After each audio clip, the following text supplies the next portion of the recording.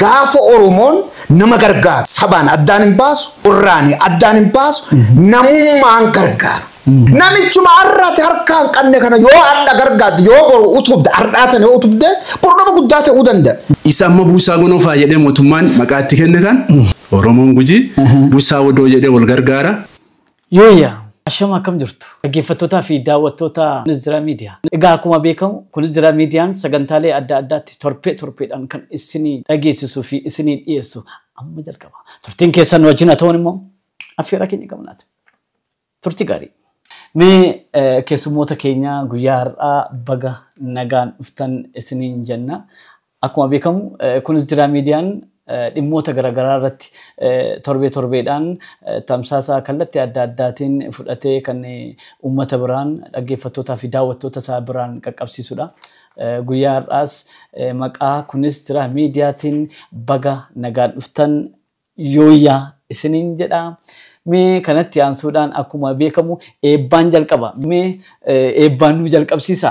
Kunis Jira Miidiyaan nu affeertanii asitti haala kanaan nu simachuu keessaniif isin eebbina. Afaan banadhaa, dubbadhaa, eebbifama.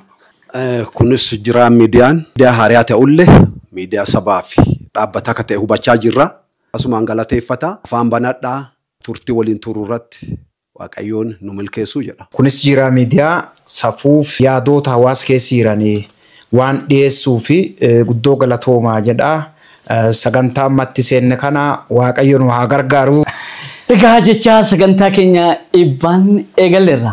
Maarree isinis nu waliin turan immoo affeera keenya gamanaatiin. Turtii gaarii isiniin jenna. Daawwattoota Kunis Jira Miidiyaatiin mee wal bara maqaa keessanii fi gahee hojii keessanii. Maqaan kiyya Simee Tesfaayee jedhama. Guyyaa har'aa asitti na affeertanii ergaa biyyaaf jiru ka uummataaf nuufillee ka fayyadu ergaa jiru dabarsuuf nu affeeruu keessanii fi isin galateeffadha durseeti. Maqaan kiyya Dubbaalee Mulgeetaa jedhama. Hojii hawaasaati kan biyyaas waajjira mootummaa keessatti afyaa'ee mana marii magaala Bulee Horaallee ta'e hojjedhee jira. Ammaa kanaas walitti qabaa koree dhaabbii dhimma baajata faayinaansii magaala Bulee Horaati. Barsiisaa Shibbiruu Baqqalaa jedhama. Dandaan keenya guyyaa har'aa aadaa wal gargaarsaati. Mee Oromoon aadaa wal gargaarsaa akkamii qaba? Oromoon akkuma beekamu aadaa guddaa qaba. Keessattuu aadaan Oromoon Gujiin aadaa wal gargaarsaa hin beekaa hin qabaas. Akkuma beekamu kanaan duras Oromoon Gujii nama tokko onni dhabaate nama dhabellee nama hiyyeessallee hiyyeessan jedhu qadhaaba jedha. Hin gargaara. Gaafa kana immoo dabaree kenna. Loon dabarsuu danda'a. Kenna kennuu danda'a wal bira ejja.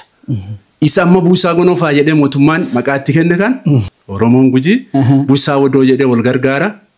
Akkanuma waan hundumaan wal bira dhaabbata. Oromoon kana qofaa muti aadaa baay'ee qaba. Aadaa walitti hin gargaaru. Yoo qonnate akkaataa walitti deeyaamee qonna san gargaaru. Horiin tokko aanessa inni loo aanaan unu ta'e. Ka aanaan unu dabarsee dabaree jedhee walii kennee wal gargaaraa tura. Aadaa baay'ee qaba Oromoon. Hojiin aadaa wal gargaarsaa kanaan qara qabu keessaa tokko yoo namni dhabe nama horii hin qabne horii dabaree godhee tarse. Aananillee tarsee ilmaan dhuyeedhaan horii aananii tarse dabaree kenna walii tarsee kenna. San qofaa moti lafa qonnaa gubbaatti golloo galee gargaarsa jedhee asii waliin qotata lafaayyuu. Kan qotiyoo qabu qotiyoo isaa hiriirse.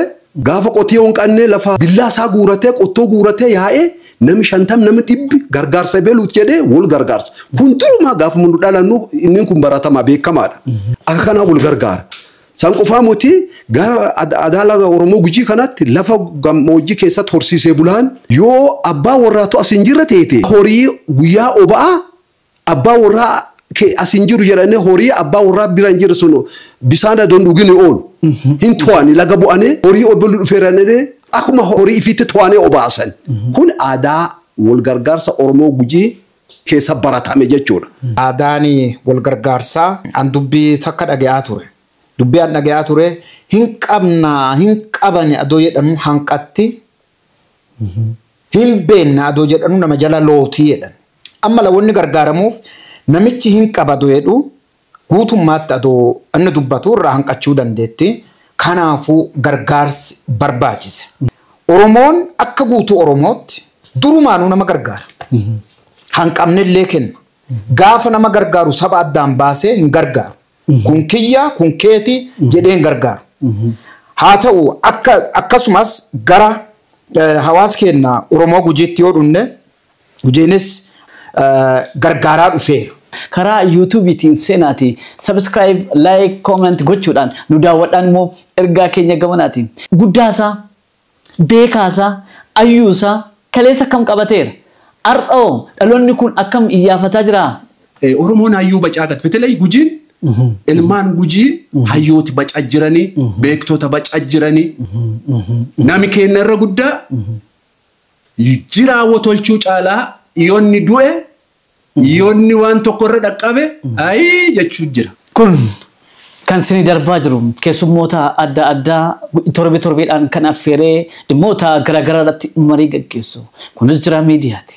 Akkuma beekamu kunis jira miidiyaan guyyaa aseegaa mata duree aadaa wal gargaarsaa kan jedhuu fi akka guutummaa Oromiyaa keessatti isa kanaaf uummanni Oromoo goota ofii ayyuu ofii sana akka kunuunfatuu fi turtii keessummoota keenya wajjin guyyaa har'aa taasisaa jirrudha.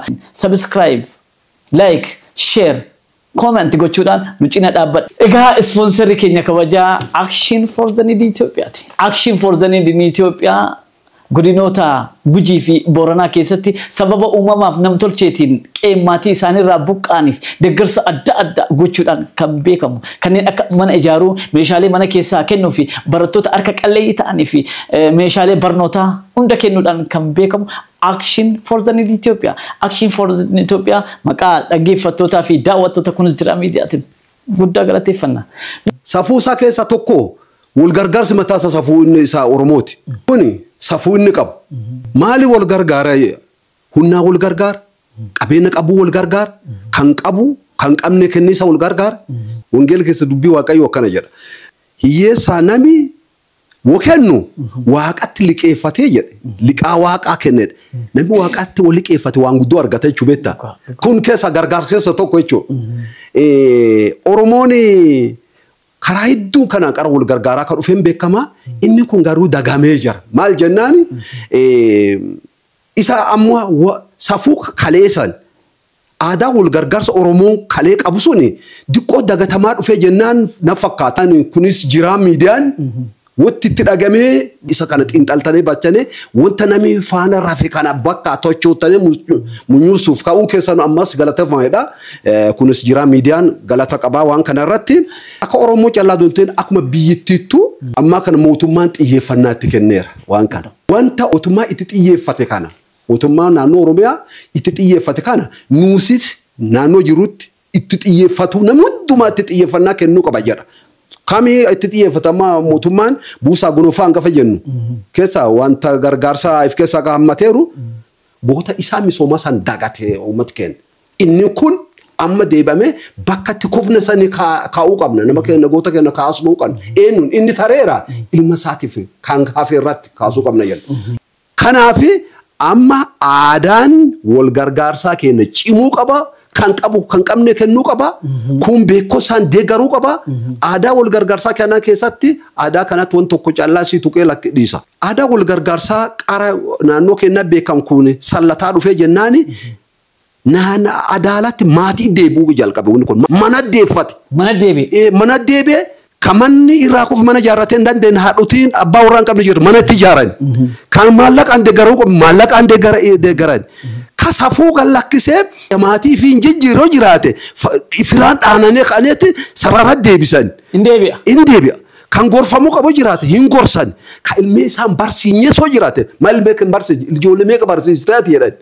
Akkana barsiisu tolchan. Kan ammallee maatii isaa dhugee callaa galee maatii sammuu jeequ hin dhaananii maal jechuun sirreessuudha. Sadaaf deebisanii akka inni jiraate maatii jiraate biyyaaf jiraaf taasisa. Kuni tokko safuu Oromoon Gujii kenna qabu lammeessoon aadaa wal gargaarsaa akkaataa wal cimsee baasu addeenni keessa shaakalu jechuudha. Kanaafi asi deebisee ka'ee salaasaa firaati jedhee ammas cimsanee deemuu jiranii kun cimuu qaba jedhaa. Kunis jiraa miidiyaan waan kana hojjetii salaa xiyyeeffatan fakkaatan itti cimaa jabaadhaa siniin jedha. Dhimma aadaa wal gargaarsaa wajjin wal qabsiisee kutaa saditti ilaalaa isa kaleessaa isa hardhaa fi isa borii yesterday, today, and the future or tomorrow. Isa kana waliin bakka saditti ilaaluun barbaada. Isa kaleessaa isa jedhu abaabileen kenna akaakileen kenna yookiin akaakoon obooboon obottoro isaan akkamitti turan akkamitti dhufan bifa akkamitti haala akkamitti wal gargaaraa turan isa jedhu isan qabnee fi kenna even abraadhiisi namni tokko aanessa tokko yoo ilmatu teete namni ollaasanii ammoo ka aanaan ilmatan hin qabne teete daa'ima yoo qabaatan aanaan sa'a tokkochaasanii walirra naanna'anii qoodan daa'imni tokko quufee bulee kuun agabuun bulu daa'imni tokko quufee akka dansaa rafee kuuni aanaan dhabuurraa kan ka'e iyyaan bulu waan qaban san walii qoodan ndoom mammaas tokko jira aanaan firaa kurre'ee jedhan akkasiyyuu dhiiroo aanaan firaa kurre'eedha kurreechuun adaada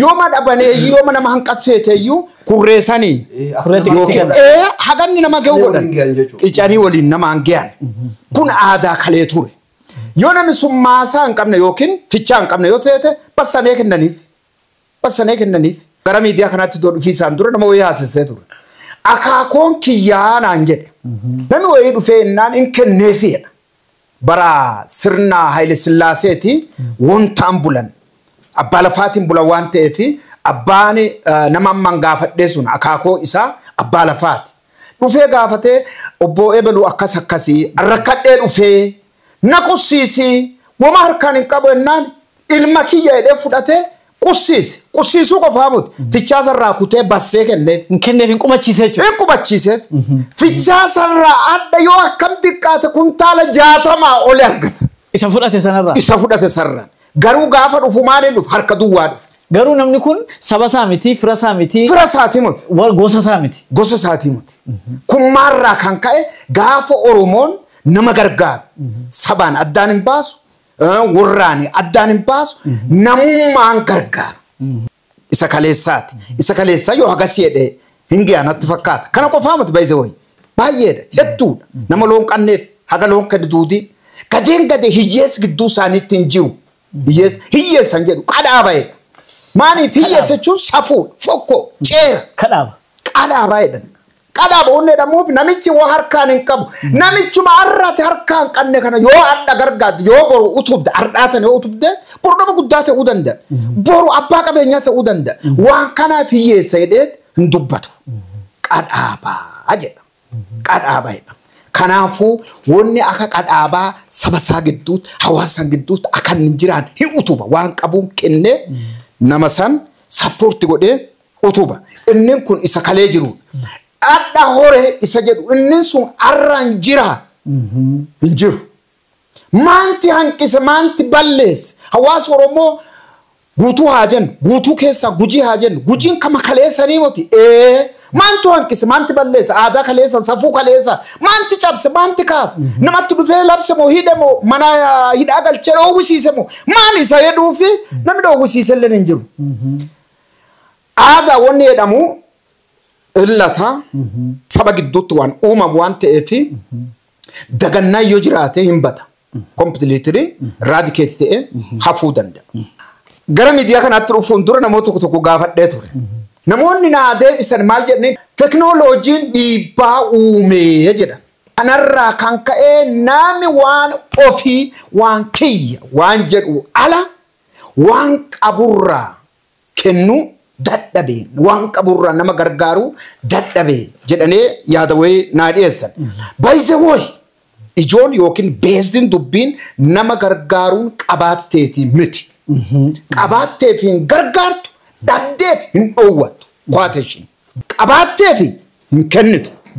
Dhabdeef immoo hin dhoowwattu waanuma qabdurraan kennitaaf. Yaada kana na dhiyeessan. Namni tokko immoo akkas jedhe sabaaf sablammiin sadarkaa duraan abaabilee akaakileen kenna jiraanurra baay'inaan ammaa kana waa wal keessa hidhee jiruuf wanni kunis aadaa kaleessa jiru liqimsee jira jedhan.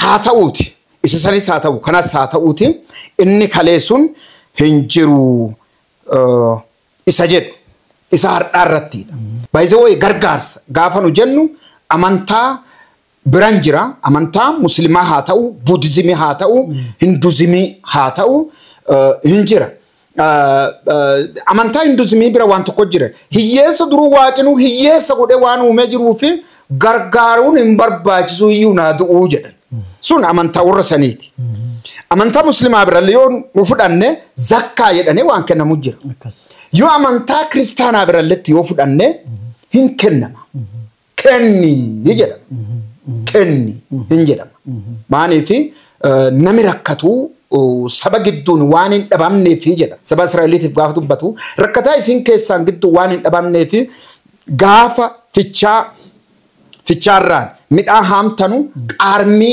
يوكين واتو واتو ما قطت مفودني يدا همته إيسي فيه سندة ودندا غربوتا ودندا كامبرا براست ودندا شوفها سامول تجوته أخشى فيلبونا مولتو بيقول نيسيني يدا حافي هم بيسي فيه أجتا هفوتي نمركتها جروان تافي نمركتها سون ما لها تو وفي فيتشاك باتشودا بودندا إذا فيتشان كمنتين ما ساكت يمكن فيتشاكت كيس سينه وان سنفرته يتم فيدمه كركر مودندا إذا كبجمتوتا دعوتوتا أجيفتوتا كونسترا ميديا مرسا تكفى أسرتي تمرة عنك مرسا لما فاتي ولتدي نقال نترى